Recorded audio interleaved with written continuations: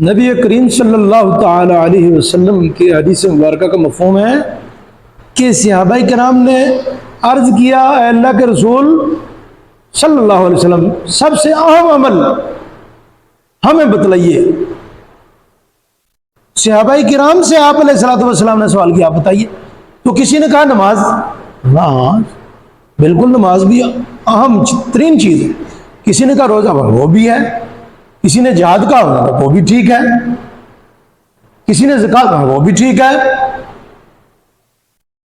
حتیٰ کہ مختلف چیزیں پیش کی گئی، آپ علیہ الصلوۃ والسلام نے ارشاد فرمایا سارے ٹھیک ہیں، لیکن جو میں کہہ رہا ہوں وہ نہیں۔ وہ کیا ہے؟ فرمایا اپنی زبان کو کنٹرول کے اندر رکھنا، اپنی زبان کو سنبھال کے رکھنا۔ اس زبان ہی کی وجہ سے آدمی منہ کے بل جہنم میں پھینک دیا جائے گا۔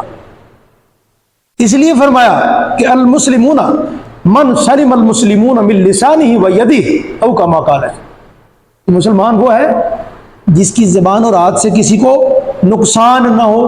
اکثر عمومی طور پر آپ دیکھا ہے کہ اکثر زبان سے ہی بد اخلاقی کی جاتی ہے، کسی کو گالی دی جاتی ہے، کسی کے ساتھ جو ہے اس کی حق تلفی کی جاتی ہے، تو وہ زبان ہی محرک ہوتی ہے، وہ زبان ہی چل رہی ہوتی ہے۔ تو لہذا زبان کو سنبھال لیا جائے تو بڑی بڑی آفتوں سے آدمی بچ جاتا ہے۔ ایک بات یہ ہوگی۔